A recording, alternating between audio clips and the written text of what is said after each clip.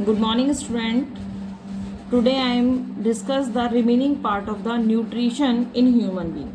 In previous video, we discuss about the nutrition in human being up to stomach. हमने यहाँ पर stomach तक आपका जो था वो डिस्कस किया था कि हमारा जो आपका डाइजेशन है वो हमारा स्टमक में कैसे होता है, किसकी हेल्प से होता है, वो हमने गैस्ट्रिक ग्लैंड्स की हेल्प से होता है। गैस्ट्रिक ग्लैंड्स क्या कंटेन करते हैं, उनके फंक्शन क्या है। अब हमारा जो स्टमक में हमारा जो न्यूट्रिशन होता है वो हमारा आपके जो फूड है वो हमारा डाइजेशन जो है स्टमक में कंप्लीट नहीं होता है। आपका जो डाइजेशन है वो इनकम्प्लीट डाइजेशन होता है, पार्शियल डाइजेशन होता है। और जो पार्शियली डाइजेस्टेड फूड है वो हमारा स्टमक से बाय द आपके यहाँ पर भी हमारे जो स्प्रिंचर मूवमेंट होता है, क्योंकि हमारे स्मॉल इंटेस्टाइन में हमारी स्प्रिंचर मसल्स प्रेजेंट होती हैं, उनके थ्रू हमारी स्मॉल इंटेस्टाइन में हमारा फूड आ जाता है जो पार्शियल डाइजेस्टेड है। मैंने आपको बताया कि जो स्मॉल इंटेस्टाइन है वो हमारी बॉडी का, हमारे आपके एलिमेंट्री कैनल का सबसे लॉन्ग पार्ट होता है, जो लगभग हमारे आपके 6 से 7 मीटर लंबा होता है। और ये हमारी इसकी जो लेंथ है वो हमारी डिपेंड करती है आपके न्यूट्रिशन पे कि हमारे एनिमल्स जो हैं वो किस तरह का खाना खाते हैं। तो यहाँ पर जो सबसे लॉन्ग हमारी होती है स्मॉल इंटेस्टाइन वो हमारे हर्बीवोर्स में होती है, हर्बीवोर्स में भी रुमिनेंट्स में। अब स्मॉल इंटेस्टाइन में बाय द स्प्रिंचर मसल्स जो हमारा पार्शियली डाइजेस्टेड फूड है वो हमारा यहाँ पहुँचता है और इसमें स्मॉल इंटेस्टाइन में हमारा कंप्लीट डाइजेशन हो जाता है। कंप्लीट डाइजेशन हमारा जो स्मॉल इंटेस्टाइन में होता है वो हमारे with the help of 2 digestive glands की हेल्प से होता है। हमारे जो स्मॉल इंटेस्टाइन है वो कंटेन करती है हमारे 2 डाइजेस्टिव ग्लैंड को, जिसमें एक है हमारा लिवर और दूसरा हमारा पैनक्रियास। आपको पता है लिवर और पैनक्रियास सब बहुत अच्छे से जानते हैं लिवर के बारे में। अगर हमारा लिवर सही नहीं होता तो हमारा डाइजेशन नहीं होता है। लिवर हमारे अपोजिट साइड में, आपके राइट साइड में हमारा लिवर प्रेजेंट होता है, लेफ्ट साइड में हमारा स्टमक होता है। लिवर भी हमारा एक बिगर ऑर्गन है जो सिक्रेट करता है बाइल जूस को। और जो बाइल जूस है हमारा, जो ये बाइल जूस सिक्रेट करता है, ये इसके अंदर हमारे लिवर के अंदर एक छोटा सा ऑर्गन होता है जिसको हम बोलते हैं गॉल ब्लैडर। तो जो बाइल जूस है वो हमारा आपके गॉल ब्लैडर में स्टोर हो जाता है। इसीलिए कई बार जब हमारे आपके गॉल ब्लैडर में आजकल बहुत एक कॉमन सी आपकी प्रॉब्लम हो गई है कि गॉल ब्लैडर स्टोन। और जब गॉल ब्लैडर में स्टोन होती है तो डॉक्टर्स ये एडवाइस करते हैं ये कि इस गॉल ब्लैडर को निकाल दीजिए, क्योंकि हमारा जो गॉल ब्लैडर है उसका माउथ हमारा आपका डाउनवर्ड होता है, जिससे हमारे यहाँ पर जो आपके स्टोन है वो जनरली नहीं निकल पाती हैं। अब इसका सबसे बड़ा साइड इफेक्ट होता है, अगर हम गॉल ब्लैडर को रिमूव कर देते हैं बॉडी से तो क्या होता है हमारा कि जो हमारा बाइल जो सिक्रेट कर रहा है, लिवर जो सिक्रेट कर रहा है जूस, वो हमारा स्टोर नहीं हो पाता है और हमारी बॉडी में जो है वो डाइजेशन की प्रॉब्लम हो जाती है। अब इस बाइल जूस का हमारा फंक्शन क्या होता है? बाइल जूस का मेन फंक्शन होता है कि जो फैट है उसको ये क्या कर, इमल्सिफाइड फैट जो हमारा फैट है उसको ये ब्रेक डाउन कर देता है, उसको स्मॉल पीसेस में तोड़ देता है आपके। उसके बाद हमारे जब हमारे यहाँ पर ये इस तरह से ये हमारी क्या करता है, हेल्प करता है लिवर हमारे डाइजेशन में। नेक्स्ट हमारा जो है आपका नेक्स्ट ग्लैंड है हमारा पैनक्रियास। ये पैनक्रियास हमारा जो है एक ये भी ग्लैंड है जो हमारा बेनिथ जस्ट स्टमक के हमारे नीचे होता है, पैरेलल होता है और नीचे होता है और पैरेलल होता है। एक हम देखा है एक लंबी सी जस्ट लाइक ए हमारे लीफ लाइक स्ट्रक्चर है जिसको हम बोलते हैं pancreas. It is also very important क्योंकि इसका फंक्शन है पैनक्रियास एक तो हमारे पैनक्रियाटिक जूस सिक्रेट करती है जो हमारे हेल्प करता है किसमें, डाइजेशन में। और दूसरा हमारा पैनक्रियास का मेन फंक्शन आपका होता है कि ये हमारे हार्मोन भी सिक्रेट करती है जिसको इंसुलिन। अगर पैनक्रियास हमारे इंसुलिन सिक्रेट नहीं होता है तो पर्सन जो है उसको डायबिटीज़ हो जाती है, शुगर की प्रॉब्लम हो जाती है। अब पैनक्रियास जो है हमारे पैनक्रियाटिक जूस सिक्रेट करती है। These are also have the important role in the digestion. Pancreatic juice हमारे जो है ये कंटेन करते हैं 3 सब्सटेंस को, जिसमें फर्स्ट होता है हमारा एंजाइम्स को कंटेन करते हैं सब्सटेंस। तो पैनक्रियाटिक एंजाइम्स को कंटेन करते हैं जिसमें फर्स्ट हमारा होता है पैनक्रियाटिक एंजाइम पैनक्रियाटिक एमाइलस, जिसका मेन फंक्शन होता है कि ये ब्रेक डाउन कर देता है जो फूड में स्टार्च प्रेजेंट है, जो स्टार्च है फूड का उसका ये ब्रेक डाउन करता है। सेकंड हमारा जो एंजाइम है वो है ट्रिप्सिन है जो हमारा ब्रेक डाउन करता है प्रोटीन को। थर्ड हमारा इसमें एंजाइम है लिपास। ये हमारा ब्रेक डाउन करता है इमल्सिफाइड फैट। इमल्सिफाइड फैट क्या होता है कि जो फैट हमारा स्टोर होता रहता है, जो अक्यूमुलेट हो जाता है बॉडी में, उसको ब्रेक डाउन करने का काम होता है हमारा लिपास। अब इस तरह से by the help of liver और पेंक्रियाज की हेल्प से हमारा जो स्मॉल इंटेस्टाइन है, यहाँ पर हमारा कंप्लीट डाइजेशन हो जाता है, जो फूड है उसका कंप्लीट डाइजेशन। इसीलिए साइट ऑफ डाइजेशन अगर हम आपके ह्यूमन बींग्स की बात करते हैं तो वो हमारी स्मॉल इंटेस्टाइन है। स्मॉल इंटेस्टाइन में जो भी फूड है वो पूरी तरह से डाइजेस्ट हो जाता है। अब हमारा जो आपके लेफ्ट आउट फूड है, जो हमारा डाइजेस्ट नहीं हुआ है, वो हमारा स्मॉल इंटेस्टाइन में आ जाता है। अब यहाँ पर स्मॉल इंटेस्टाइन में हमारा क्या है, स्मॉल इंटेस्टाइन की जो वॉल है, जो दीवारें हैं, वहाँ पर हमारे फिंगर लाइक प्रोजेक्शंस प्रेजेंट होते हैं, उनको हम बोलते हैं विलीज। और ये इन विलीज का आपका फंक्शन होता है कि ये विलीज जो हैं, जो आपके फूड, जो हमारे फूड से जो एनर्जी जो हमारे आपके रिलीज हुई है, उसको वो है हमारी क्या कर लेती हैं, एब्जॉर्ब कर लेती हैं। एब्जॉर्प्शन हो जाता है क्योंकि डाइजेशन कंप्लीट हो गया हमारा स्मॉल इंटेस्टाइन में। अब हमारे जो है एब्जॉर्प्शन, नेक्स्ट स्टेप जो है वो एब्जॉर्प्शन होता है। जो एब्जॉर्प्शन हमारा स्मॉल इंटेस्टाइन की जो आपके फिंगर्स लाइक प्रोजेक्शन है विलीज, उसके द्वारा वो हमारी क्या हो जाती है, एब्जॉर्ब कर ली जाती है एनर्जी। अब ये जो एब्जॉर्ब एनर्जी है, इट टेक प्लेस आपके ब्लड स्ट्रीम में हमारी मिल जाती है। और ब्लड स्ट्रीम के through by the assimilation process से जो ब्लड स्ट्रीम के थ्रू ये एनर्जी जो है हमारी बॉडी शेल्स तक चली जाती है। और बॉडी शेल्स जो हैं उसका क्या करते हैं, यूज करते हैं ग्रोथ एंड डेवलपमेंट में। अब यहाँ पर जो हमारा फूड आपका डाइजेस्ट नहीं हुआ था, वो हमारा जो है वो हमारा लार्ज इंटेस्टाइन में चला जाता है। लार्ज इंटेस्टाइन हमारी थोड़ी लार्ज ट्यूब होती है, जो हमारे आउटसाइड हमारी होती है स्मॉल इंटेस्टाइन के। तो वहाँ पर ये फूड जब पहुँचता है तो यहाँ पर हमारे सॉलिड और हमारा लिक्विड वेस्ट जो है वो सेपरेट हो जाता है। मेनली ये लिक्विड और वेस्ट को सेपरेट करती है, जहाँ पर लिक्विड वेस्ट जो है वो हमारा यूथ्रा में करेक्ट हो जाता है, और जो हमारा सॉलिड वेस्ट है वो रेक्टम, एक बैग लाइक स्ट्रक्चर होता है जहाँ पर हमारे वो उसमें आपके रेक्टम में कनेक्ट होता है। और बाय द एनुस आपके ये हमारा आपके एनुस के थ्रू आपके बाहर निकल जाता है by the process of egestion. इस तरह से न्यूट्रिशन इन ह्यूमन बीइंग हमारा कंप्लीट हो जाता है। अब हम इसमें आपको डायग्राम के थ्रू, आपको ये मैंने आपको पूरी प्रोसेस बताई, अब मैं ये आपको डायग्राम से और बताना चाहूँगी। डायग्राम देखिए, अब आप ये डायग्राम देख रहे हैं, ये this is the human alimentary canal, जिसको हम ह्यूमन डाइजेस्टिव सिस्टम भी बोलते हैं। ह्यूमन डाइजेस्टिव सिस्टम क्योंकि एक ह्यूमन हमारा ऐसा आपका ऑर्गेनिज्म है जहाँ पर हर एक एक्टिविटी करने के लिए आपको प्रॉपर हमें हर एक ऑर्गन सिस्टम की ज़रूरत होती है। जहाँ पर हमारे ये जो है ये हमारा डाइजेस्टिव सिस्टम है, उसी डाइजेस्टिव सिस्टम का हमारा दूसरा नाम होता है human alimentary canal. Human alimentary canal हमारा आपको पता है कंसिस्ट करता है माउथ को। दिस द माउथ है जहाँ पर हमारे प्रेजेंट है सैलिवरी ग्लैंड प्रेजेंट है, जहाँ से सैलेवा सिक्रेट होता है। उसके बाद हमारी जो ओपन हमारी इसकी जो होती है उसको हम बोलते हैं बकल कैविटी, जो कंटेन करता है टीथ को, गम्स को। उसके बाद ये हमारी आपकी ट्यूब है जो कनेक्ट करती है विंड पाइप को और हमारे फूड पाइप को। And this is a long tube जो हमारी कनेक्ट होती है स्टमक से, इसको हम बोलते हैं ऑसोफेगस या फिर हमारा फूड पाइप। अब आप देख रहे हैं कि हमारा यहाँ पर ये हमारा बैग लाइक स्ट्रक्चर है जिसको हम बोलते हैं स्टमक, जहाँ पर हमारे जो फूड हमारा यहाँ से माउथ से जो आ रहा है, इंजेस्ट होके जो फूड आया है वो हमारा ऑसोफेगस में कॉन्ट्रैक्शन और एक्सपेंशन के थ्रू, पैरालिस्टिक मूवमेंट के थ्रू हमारा कहाँ पे आता है, स्टमक में आता है। जहाँ पर हमारा आपके यहाँ पर हमारा फिजिकल और फिजिकल डाइजेशन, हमारे इंजेस्टेड जो खाना जो हम विटिंग करते हैं दांतों से करते हैं वो हमारा फिजिकल डाइजेशन होता है।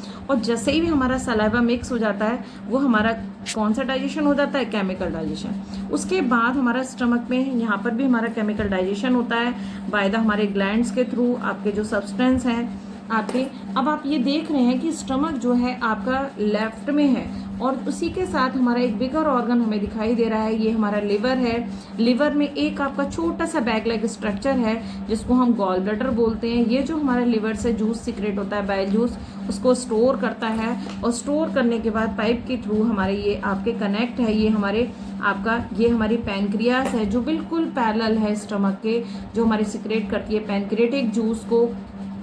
अब हमारा ये जो है आपके यहाँ से ये हमारे ट्यूब ड्यूडेनम ट्यूब के थ्रू ये हमारा आपका आउटसाइड ये हमें जो दिख रही है ये हमारी लार्ज इंटेस्टाइन है। उसके अंदर हमारा आप देख रहे हैं लार्ज इसमें कि ये जो हमारा आपका लिवर और पैनक्रियास दोनों हमारे किससे जुड़े हुए हैं, स्मॉल इंटेस्टाइन से जुड़े हुए हैं। ये कॉइल ट्यूब जो है ये स्मॉल इंटेस्टाइन है, आपके इलियम भी हम इसको बोलते हैं। अब आपके small intestine is also connected है हमारे एक बिग आपके थिकर ट्यूब से जुड़ी होती है जिसको हम लार्ज इंटेस्टाइन बोलते हैं। लार्ज इंटेस्टाइन ऑल्सो कनेक्टेड है रेक्टम, ये हमारी रेक्टम से जुड़ी हुई है जहाँ पर हमारे डाइजेशन जब कंप्लीट हो जाता है तो हमारे कंप्लीट डाइजेशन के बाद जो हमारी आपकी लार्ज इंटेस्टाइन है उसके थ्रू जो हमारा सॉलिड वेस्ट है वो इस बैग लाइक स्ट्रक्चर में हमारा आपका कलेक्ट हो जाता है जिसको हम रेक्टम बोलते हैं। And this is the point and point of the आपके जो रेक्टम है which is called the anus. और इजेक्शन प्रोसेस में जो हमारा वेस्ट है जो हमारा रेक्टम में वेस्ट आपका सॉलिड वेस्ट जो कलेक्ट है वो एनस के हमारे थ्रू आपके फेसेस के रूप में हमारी बॉडी से बाहर निकल जाता है। इस तरह से जो आपका न्यूट्रिशन है वो ह्यूमन बीइंग में कंप्लीट हो जाता है, उसको एनर्जी मिल जाती है and this energy used by the cell and growth and development. और रिमेनिंग जो हमारा आपका फूड वेस्ट है वो बॉडी से बाहर निकल जाता है इसमें।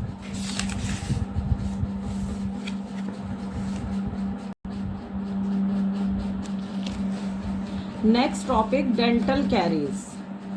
Dental caries means the formation of small cavities in the teeth due to the action of acid forming bacteria and improper dental care is called the dental caries.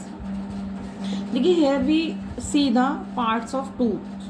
Parts of tooth contain the enamel, dentine, pulp cavity, blood vessels and gum.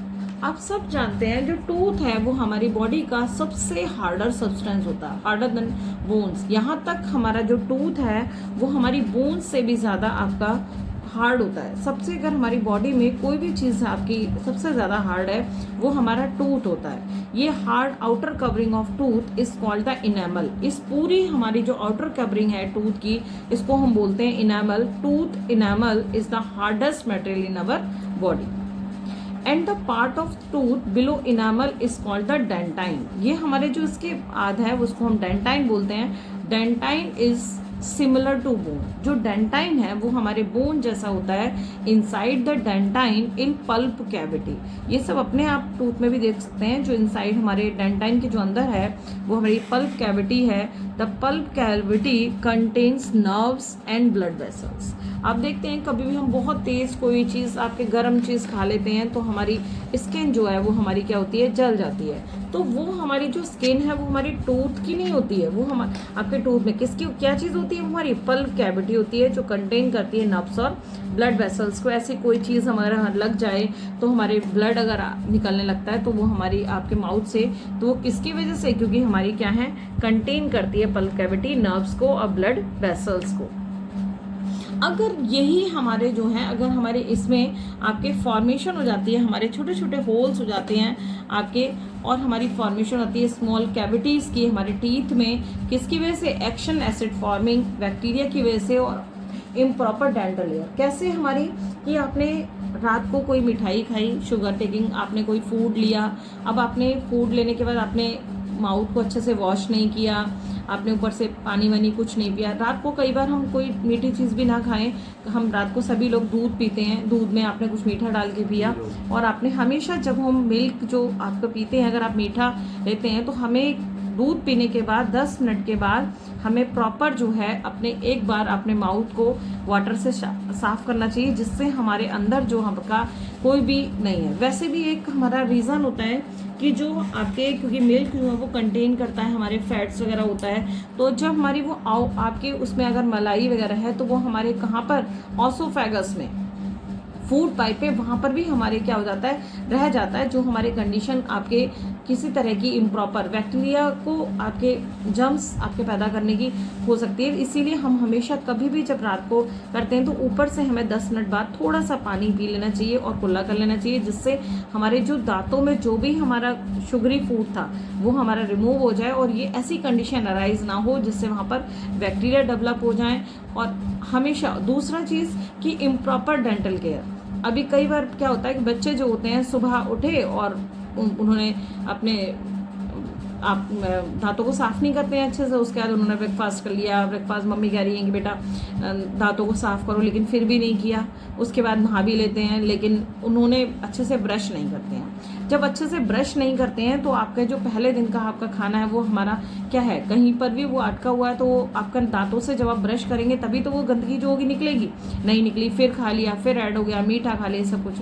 अब जो अंदर हमारा कहीं पर भी दांत के अंदर जो हमारा खाना फंस गया है वो क्या हो जाता है, उसमें बैक्टीरिया जर्म्स पैदा हो जाते हैं और वो हमारा सड़ना शुरू हो जाता है, जिसकी वजह से अब जब जर्म्स हो गए, कोई भी चीज़ है जर्म्स हो गई, तो वो क्या करेंगे, खाना खाएंगे, तो जो आपका फूड लेफ्ट आउट, जो बचा हुआ फूड है जो आपके दांतों में लग रहा है, वो उसको क्या करते हैं, निकालने की कोशिश करते हैं। और निकालने की कोशिश करने के साथ वो क्या है, जब उसमें अंदर आपके बार बार उसको कुरेदते हैं तो वहां पर क्या हो जाता है, होल हो जाते हैं। अब होल होने की वजह से, आपके होल होने की वजह से क्या होगा कि जब आपको प्रॉब्लम होने लगेगी, जब आप कोई भी चीज़ आपने खाया, कोई बीज वाला शीट वाली चीज़ है वो आपके दांतों में फंस गई, तो कई बार बहुत तेज पेन होता है। तो ये हमारी जो है इस तरह की हमारी प्रॉब्लम होने लगती हैं, और प्रॉब्लम होने के बाद वहाँ पर एक प्रॉपर होल बन जाता है, कैविटी बन जाती है, जिसको हम बोलते हैं डेंटल कैरीज। और ये हमारी बहुत पेनफुल होती है, हमारे लिए नुकसानदायक होती है, क्योंकि फिर हम अच्छे से कोई भी चीज़ नहीं खा सकते हैं। और यहाँ तक ये कंडीशन अराइज हो जाती है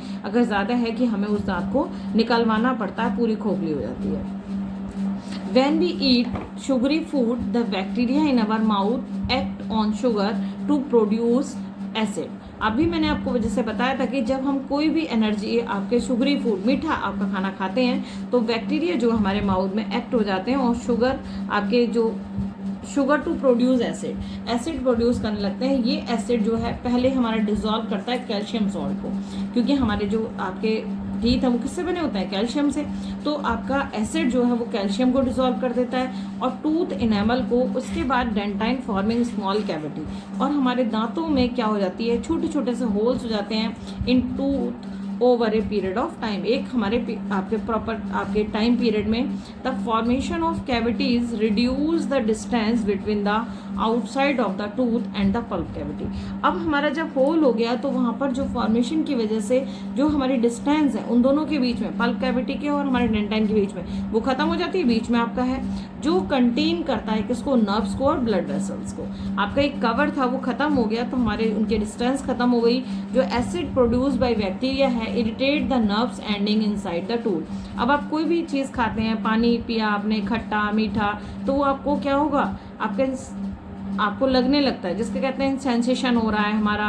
आपके कई बार ऐड देखते हैं कि आपको अगर इस तरह का कोई सेंसेशन हो तो आप ये यूज़ करिए, वो यूज़ करिए। तो वही ये किसकी वजह से होता है, इसी की वजह से होता है कि जो हमारी नर्व एंडिंग है वहाँ तक हमारे बैक्टीरिया जो है वो क्या हो जाते हैं, खोखले हो जाते हैं और नर्व्स तक हमारी कोई चीज़ पहुँचने लगती है।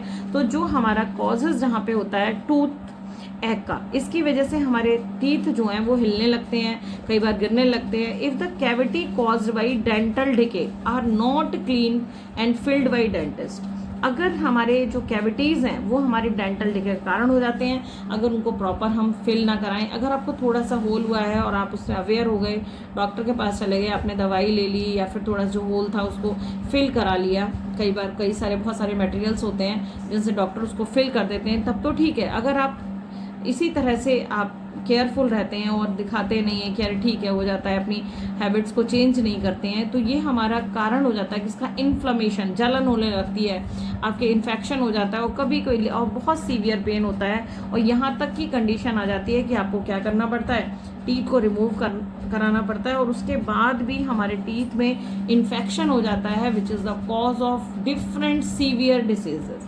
और जिसमें हमारे यहाँ तक ये सीवियर डिसीज़, कोई ये इतना सीवियर डिसीज़ हो जाता है, कई बार आपने सुना है कि अरे दांत में दर्द था, कि दांत उखड़वाया, उनको कैंसर हो गया, उनको इस तरह की कोई इन्फेक्शन हो गया, इवन पर्सन की डेथ तक हो जाती है। इसलिए बी केयरफुल, हमें हमेशा अपने टीथ का ध्यान रखना चाहिए, प्रॉपर क्लीनिंग का और हमें मेंटेनेंस का। अगर हमें कोई भी प्रॉब्लम है तो हमें तुरंत डॉक्टर को दिखाना चाहिए, प्रॉपर केयर करनी चाहिए। नेक्स्ट आता है हमारा डेंटल प्लैक्यू। अब डेंटल प्लेक्यू में हमारा क्या होता है कि if the teeth are not clean regularly, ये भी हमारी इसी की वजह से होती है, साफ सफाई प्रॉपर केयर की वजह से। जब हम प्रॉपर केयर नहीं करते हैं regularly, they become covered with A sticky yellowish layer of food particles and bacteria. तो दांतों के ऊपर एक येलो कलर की लेयर जमा हो जाती है फूड पार्टिकल की और बैक्टीरियल शेल की, जिसको हम बोलते हैं डेंटल प्लेक्यू, जिसकी वजह से मुंह से एक गंदी बदबू आने लगती है। आप कई बार होते हैं, कुछ पर्सन ऐसे होते हैं, कुछ आपके साथी भी ऐसे होंगे कि उनके पास से कह रहे थे तेरे मुंह से तो काफ़ी स्मेल आ रही है। तो वो स्मेल जो है वो किसकी वजह से आती है? उसकी इम्प्रॉपर आपके नॉट प्रॉपर क्लीनिंग हैबिट्स की वजह से आती है, जो प्लेक्यू की वजह से आती है। ये हमारे जो है प्लेक्यू जो है कवर कर लेता है टीथ को, forming a layer over them, and alkaline saliva can not reach the tooth surface to neutralize the acid. और जो हमारा सलाइवा जो हमारा फॉर्म हो रहा है, जो एल्कलाइन मीन्स बेसिक, क्योंकि एसिड को न्यूट्रलाइज कौन करता है? बेस करता है। तो एल्कलाइन सलाइवा का मतलब होता है हमारा आपके वाटर सॉल्युबल बेस। तो एल्कलाइन जो सलाइवा है वो हमारे टूथ तक नहीं पहुंचता है, जो न्यूट्रलाइज कर पाए एसिड को और बैक्टीरिया को खत्म कर दे, जिसकी वजह से हमारे क्या होते हैं? Tooth decay satin. आपके जो टूथ हैं जो हमारे आपके हैं वो क्या होने लगते हैं? डिके, गिरने लगते हैं दांत। इसके लिए हम how it can be prevent, आप चाहे डेंटल कैरीज हो या फिर हमारा प्लेक्यू हो, उसको हम कैसे प्रिवेंट कर सकते हैं? इसके लिए brushing teeth regularly after eating the food. आपको एक तो हमें सुबह, आपको पता है, कुछ भी खाने से पहले करना चाहिए। उसके बाद हमें टीथ को अपने रेगुलरली हम साफ करें कोई भी चीज़ खाने के बाद। Remove the plaque before bacteria produce शीट आपके एसिड्स, और हम आपके टाइम टू टाइम अपने दांतों का चेकअप कराएं। और इन सब आपके प्रोटेक्शन को लेकर हम सेफ रह सकते हैं और प्रिवेंट कर सकते हैं डेंटल कैरीज को और प्लेक्यू को।